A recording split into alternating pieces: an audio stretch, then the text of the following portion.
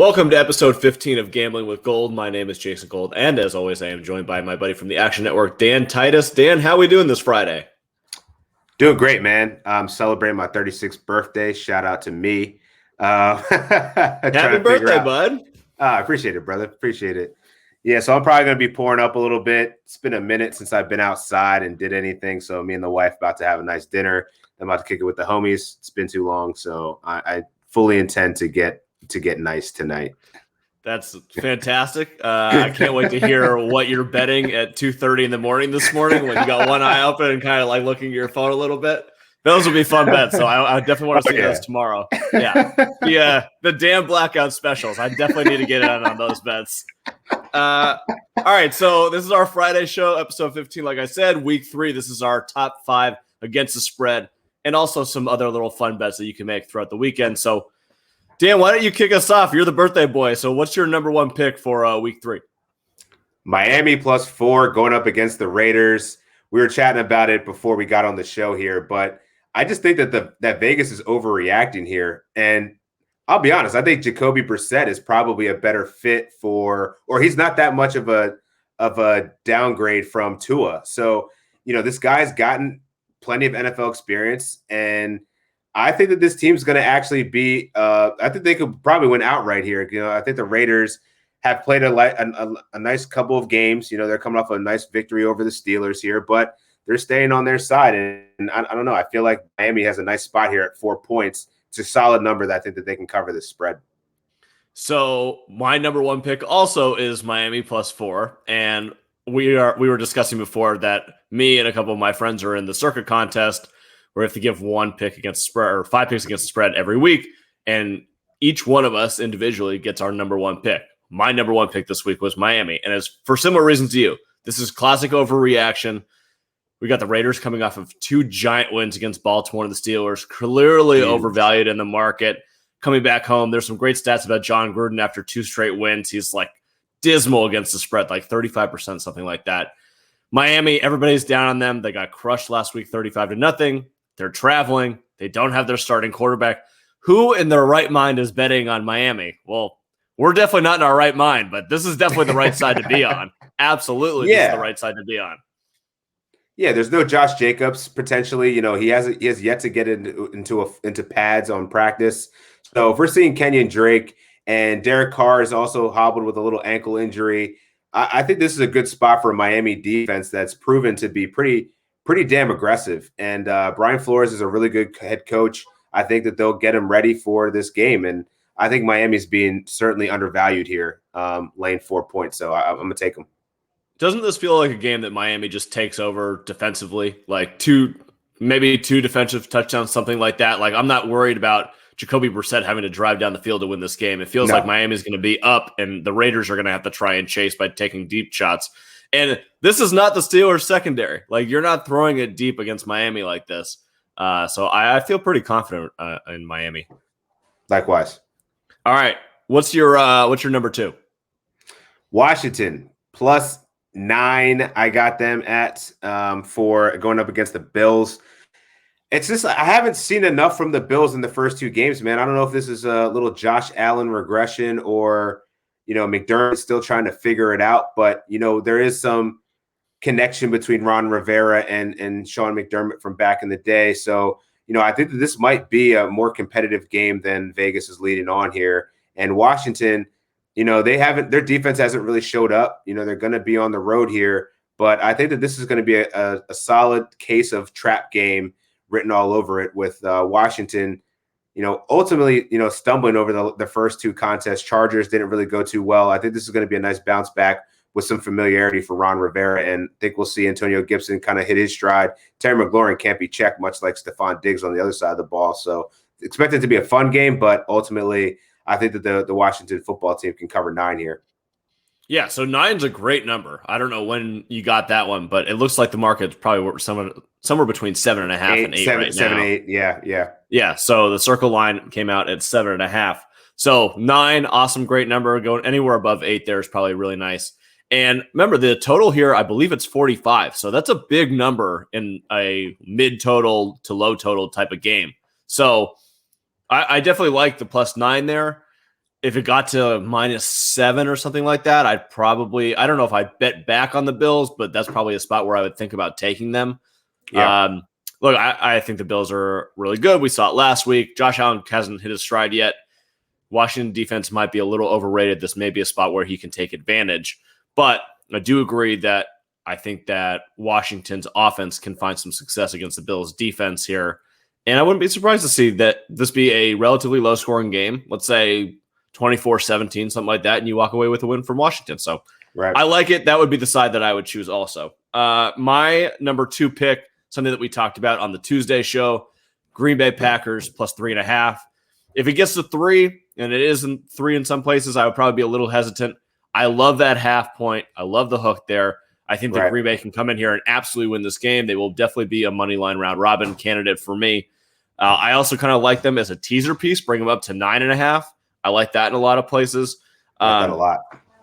Look, you got Aaron Rodgers. I understand that they're coming off of a Monday night game, but Kyle Shanahan and this team has not really – the Eagles, okay, whatever, and their first game was against Detroit. Like, we don't know what they've been tested against yet. So to give them 3.5 points against Aaron Rodgers, I just don't buy it. This line should be 2.5 or 3 to me. So give me the 3.5 all day, and I'll ride with Aaron Rodgers and the Packers. Same here, man. And we talked about it earlier and as a kind of a look ahead. And I just think that this Green Bay team is going to start to hit that stride that Aaron Rodgers typically does. And on the San Francisco side of the ball, man, they're just riddled with injuries. I can't freaking speak today. I think I've already started hitting the bottle. But yeah, with all the injuries with the San Francisco side of things, I just don't have a lot of confidence. I've already just seen that Elijah Mitchell, he's still not all the way right with that run game, not what it should be. That's what Kyle Shanahan is. That's his bread and butter. I think they're going to find a way to scheme Deebo Samuel out of the game. If they can do that, it's just going to be George Kittle and maybe Brandon Ayuk. We don't know. We haven't seen much out of him yet. So I think this is a better spot for the Packers here to cover. And I love the teaser idea. Tease that up to whatever you can. I think 9 points. If you can get it at 9, that's amazing. So I think they're definitely going to be way more competitive than that. We'll talk about teasers at the end here, but I have 4 really good pieces that I feel pretty good about, which means I'm going to lose a lot of money on it, but I can't wait to do it. I'm really excited. Tease that Arizona down. I think that's a good one, just so you don't get caught up in the trap a little bit. I kind of like Jacksonville in that game. It's not one of my top 5, but I think that they could cover the 7.5 there. Yeah, I don't think money line. I'm not going to do this crazy money line thing. The Jets one I still might do just to have some fun, but I'm definitely not doing Jacksonville. But it's a bad spot for Arizona for sure. Yeah. All right, what's your third pick here? Chicago plus 7.5 against the Cleveland Browns. I think Vegas is still overvaluing how good this Browns defense is right now, and when you have a unpredictable player like Justin Fields, I feel like this is going to be a good opportunity for him to just at least keep the game competitive. And, I see his rushing props at like 40 and his passing props is at like 207. That seems super low to me for a guy that's already shown in the preseason that he can sling it. Darnell Mooney is solid. Allen Robinson is really straight. So I think they're going to keep this way more competitive with the Cleveland Browns on the offensive side of the ball. Really struggling here with injuries, and Odell Beckham's coming back. Not sure how much of an impact that will be. One thing that we did see is that the Bears defense played inspired ball when Justin Fields hit the field. So I'm ready for it. I think it's going to be Justin Fields' time. I think it's just good value at plus 7.5. Love getting the hook there. I think that this is a touchdown game all day. I kind of lean towards the under here. I think it'll be relatively low scoring. I also think that the Browns are going to sustain drives on the ground. I don't think they're going to break any big ones, but I think it could be a very quick game. So 7.5, give me the hook there too. It would not be one of my top 5, but I'll probably bet it. Maybe if it gets to 8, definitely if it gets to 8, I will be in on it. 7.5, just because of the 2-point rules and everything going on. I love that 8 so much more than 7.5 right now. So I'll take that.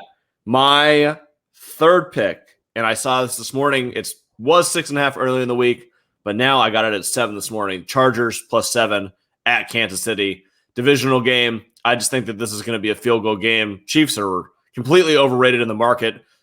Everybody out there who's gambled has seen the against the spread trend for them, like 1-11. It's really bad. They're clearly overvalued by the market. I understand that they're coming off of a loss in prime time, so they might be undervalued that way, but it's still the Chiefs. They're still getting a lot of respect. And I think this Chargers team is really good and learning and only going to get better. And I'll take the 7 here. even at 6.5, I think it's fine. I think that the Chiefs win this game, and I think they win by 3 or 4. The Kansas City defense is suspect, and I think that what they'll do is they'll probably plan to not get beat over the top. And, maybe we'll see a better game out of Austin Eckler. He's been pretty successful on the ground so far. They haven't really been active in the pass game, but I think this is going to be a really good all-purpose game for Austin Eckler. And Justin Herbert, I think there's a really good opportunity for him to take advantage of this porous Kansas City defense that really hasn't been consistent. They got a nice turnover from Lamar Jackson when he pretty much handed it to him, as we talked about in our Tuesday show. But I think Herbert's definitely settling in a little bit here, and we've seen the ascension of Mike Williams, which I think has really been the game changer in that offense. So I'm excited to see them go toe-to-toe with Kansas City in a divisional matchup. All right, what's your number 4 on the board? So I saw a stat earlier today that was like the 0-2 teams, the kitchen sink. The 0-2 teams are 14-5 against the spread. So what in divisional matchup? So I'm trying to find that divisional matchup, and I think I found it in the Indianapolis Colts. They're laying they're 5.5 dogs to the Tennessee Titans. Tennessee Titans have been one of the most inconsistent teams so far through 2 games. I know that's not a huge sample size, but this team really didn't get going until the second half. They pulled it out because Seattle just doesn't know how to close. This is a continual problem for Seattle. So, with all of the narrative around Carson Wentz just being super broke, whether it's one ankle, both ankles, just his overall just shitty football play, honestly. I think that this is going to be a good spot for the Colts to actually exceed market expectations, and maybe we see a little bit more JT. Maybe it's a little bit more Nyheim Hines, but I think that this team, the Tennessee defense, isn't very good. We saw them just completely lay down to the Arizona Cardinals. Granted, they're a really good offense, but even Seattle did their thing. So I think that they can be scripted out. Frank Reich is a good coach. It's a divisional matchup. I don't think Tennessee is going to walk away with this division so easily. I think they'll at least get one loss. That loss coming to the Indianapolis Colts. So this one's my flyer, but I think I like the value here at 5.5. So what is the concern with Carson Wentz playing or not playing versus Jacob Eason, and how many points is that worth to you? I don't think Carson Wentz is very good, so it actually doesn't really factor into my handicapping that much, to be honest, man, because they were doing all right with the drives, but he's not a finisher. And I think Jacob Eason, I think he'll be all right. We saw what he could do in the preseason. He wasn't awful. Not that much of a downgrade. Not quite the Tua Jacoby Brissett mold, but I think it's enough to at least cover the points here. Yeah, so my concern with this is just Eason and Wentz and that whole situation. If I knew one or the other was going to start, I'd feel more confident. It looks like Wentz came out to practice today on Friday, but then didn't finish the practice. So I don't really know what's going on with that situation. That makes me hesitant. Otherwise, I would be on the 5.5 also. Look, divisional dog. This is a perfect spot for them. Everybody's down on Indianapolis. They're 0-2. They need a win. This is kind of their season, right? So I get the angle, and I think it's the correct one. I need to know who's playing quarterback in this game, because if it's Eason and he hasn't been getting reps at the 1 all week, yikes. This could go downhill very quickly. So that's my only concern, but I do think it's probably the right side. Let's also not act like the Colts aren't doing the right thing and trying to play this questionable tag with Carson Wentz throughout the season, so they don't have to surrender that pick. So yeah, I think that Easton's probably more prepared than people think. All right. My number 4 pick here, Rams, I saw at +1.5, and I bet them. That is officially the line at Circa in Vegas. So we got Tampa Bay, who is obviously awesome, but their defense through 2 games has been a little suspect. The Rams, no one is going to have a more prepared offense than Sean McVay is. I believe that Tampa Bay is going to try and limit the long passes that the Rams take. But I think that Stafford is going to have the ability to take these 10 and 15 yards, go up and down the field. I think this is going to be a shootout. I kind of like the over here, but I believe in the Rams defense right now a little bit more than I believe in the Buccaneers defense. I believe that this is the first big game with fans at home that the Rams actually really care about. They got Brady walking in, and Brady next week is going to New England, baby. There's a chance that he's looking ahead. I know that if there's one player who's not looking ahead, it's Brady, but that's a big matchup. That's a big deal for him. So if there's any week where this might be a sleepwalk, I think the Rams can get this done at home as a home underdog. So that's my number 4, Rams plus 1.5. Yeah, man, I'm not mad at it because at 1.5, you're getting pretty good value at this point. Obviously the table has turned where the Bucks started out opened as the favorite, but now it seems to be swinging. I think you're right. It probably has something to do with the narrative of, we got a primetime matchup going back to Foxborough, first time since leaving. And so, I think that this is either way, this is going to be a really good game. It's so close to me. It's a pick 'em that, Antonio Brown, we don't know what his status is going to be. I think that would certainly play a factor into the offense and the value that the Bucks bring here. But their defense is suspect, man. We saw Dallas torch them on Thursday night to open up the season. So I think that there's a good opportunity here that we could see a whole lot of Cooper Kupp going to work. And clearly he has a nice rapport with Matt Stafford. So I'm excited for the game. I'll actually be at the game. So I'm nice. I'll probably be live betting that shit. That's awesome. That'll be an awesome game to go to. Yeah. My only last thing with Tampa Bay is Atlanta scored in the red zone against them. Atlanta doesn't score in the red zone against anyone. So you think Atlanta scoring in the red zone, the Rams are definitely going to put this one in the end zone. So I definitely like the over. I think the team total on the Rams right now is it's 27.5 or something like that. Anything under 28, I love the over there. I think that they're going to score in the 30s in this matchup. Yeah, it's going to be a high scoring affair for sure. All right, what is your 5th pick of the week? It's funny you mentioned the Atlanta Falcons and their inability to score because I'll go with the Atlanta Falcons plus 3.5 over the Giants. I don't know, man. They're traveling on the road, but I think that as an 0-2 team here, something's got to give. And I think the Atlanta Falcons, their win total to start the season was around 6. They got to right the ship at some point. Arthur Smith is a better coach than this. Matt Ryan, while aging, I think that they're going to finally figure out. It looks like Russell Gage may not go, but I think we might see a whole lot of Kyle Pitts here. The Giants are surrendering over 70 yards to the tight end position. I think this is a great opportunity for Kyle Pitts to actually go off, and he's been kind of silent, but much has been the offense of the Falcons. But we've seen Cordarrelle Patterson. We just came out that him and Mike Davis are going to be seeing a 60-40 split. I think that's actually good news for the Falcons, clearly because they see Cordarrelle Patterson as a legit playmaker, and Arthur Smith's unlocked them. So I'm excited to see it. I think it'll be a pretty fun game, and Giants suck, so I'm fading them. So let's go. I like that pick a lot. I bet on the Falcons plus 3.5. I saw it earlier in the week. At 3, I'm probably still in on it. I've seen it 2.5 someplace. I'm probably out at that point, but yeah, I think there's a good chance that the Falcons straight up win this game.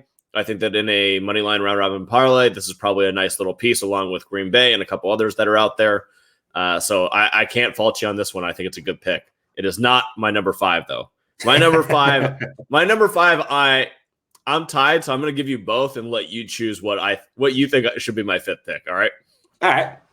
Jacksonville plus 7.5. Horrible spot. DeAndre Hopkins now game time decision.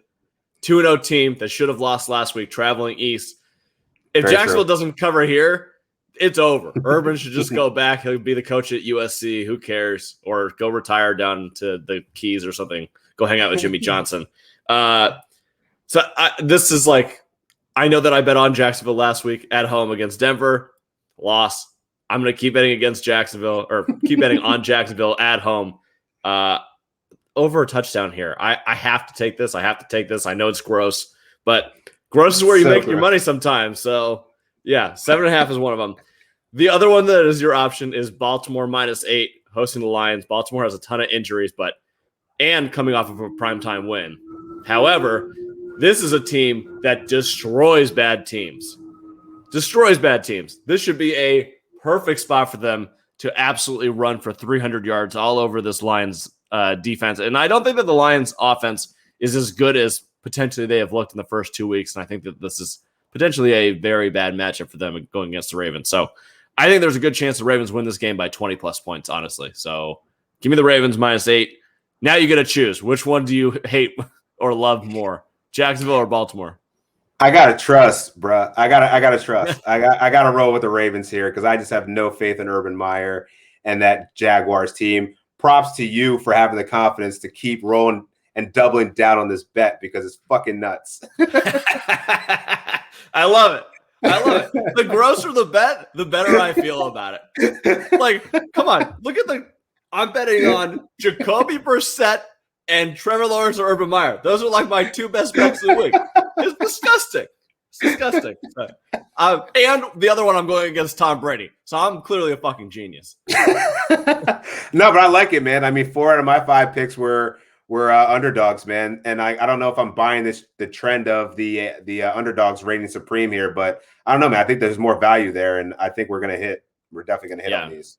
I hope so. So let us talk about some other bets that we have. I'm gonna run through 3 over-unders that I like this week, and then we'll hit up your stuff. Indy, Tennessee, under 48. Already bet that one. Makes a lot of sense. Like Divisional game, backup quarterback for one side. I just think that this is going to end up being like 24-20 one way or another. Baltimore, Detroit, over 50. I just talked about how I think that the Ravens could win by 20-plus points. I think they're going to put up a 30 spot. I think they'll get over the 50 here. And then Atlanta, New York, this is my favorite one, over 47.5. These defenses are washed. I think that this game could get into the 60s almost. I think I got Atlanta 33-30 as the final here. So give me the over 47.5. That would be my best bet as a total. This is the second time you're going the over on Atlanta Falcons team. So I like it for the fact that he's going plus 3.5 here. So let's see it. Let's get it. Breaking news, Dalvin Cook is considered a game time decision now. He's been downgraded from questionable to game time decision. So we'll see if we're going to see Alexander Madison there. But for mine, man, I'm going under on the Jets and Broncos under 43. That just makes sense. That's going to be an awful game. And the other one, the divisional matchup between the Pittsburgh Steelers and the Cincinnati Bengals under 44.5. I just don't trust the Steelers offensive line at this point. Bengals, they've had one good outing against a pretty bad now that we're seeing Minnesota Vikings secondary. So I don't know, man. I think it's going to be a divisional slobber knocker. Usually ends up in a low scoring affair, especially with Big Ben already nursing a plethora of injuries. All right. I like that one too. I will probably actually end up betting the Pittsburgh under there. That was a weird game because I saw it open at 4.5. I was like, okay, well, this is clearly a bet on Cincinnati. And then by the time I wanted to get in, it moved to 3. And I was like, well, that kind of makes sense. Yeah. So that was kind of a pass for me. All right. 4 teaser pieces I like this week. Vikings, although depending on the Dalvin Cook situation, maybe want to jump that one back. But 1.5 to 7.5 seems like a really good spot to be there. Same with the Rams. If you can get it at plus 1.5, you got to get it above 7 going against Tampa Bay. So that might be a little dicey. Baltimore, bring it down below 3. If the number's anywhere 8 to 9's down. And then we talked about the Packers, bring that up to 9. All 4 of those, assuming you can get the Rams number, I love, but I think the Rams one would be my last piece in there. Player prop that I wanted to mention, we're going full fade here. Everybody's down on CEH. Give me the over, baby. Over 57.5 rushing yards. I think that against this Chargers defense, you saw what Pollard and Zeke did to the Chargers defense on the ground last week. I think that it's something that Kansas City will do this week. And this market's not going to get any lower on CEH. It's not going to happen after what happened last week. Not only in fantasy, but the player prop market. You're buying at the right time here. So give me the over 57.5 rushing yards. Yeah, I'll add one player prop. Kyler Murray over 280.5 passing yards. He's done this in the first 2 games. Let's be honest here. The Jaguars are the Jaguars. They're letting up over 292 yards per game. So I think Kyler's going to continue his MVP campaign, continue to put points on the board. This is going to get ugly. So stay away from Jason's 9 point. Actually, this bodes well. If Kyler goes off, Jaguars are going to be throwing, who knows? They might be able to cover that 9 points. Backdoor, baby. Backdoor. Garbage time matters. All right, let me get a little Champions Round business out of the way, and then I want to do a quick Monday night preview because you got your Birds playing against the Cowboys. That's a big one. So if you want to enter the Champions Round giveaway and get a Dak Prescott or Devonta Smith signed jersey, all you have to do is download the Champions Round app right now and go on Instagram or Twitter and tag us at Champions Round and tag some of your league mates, and you are automatically entered to win.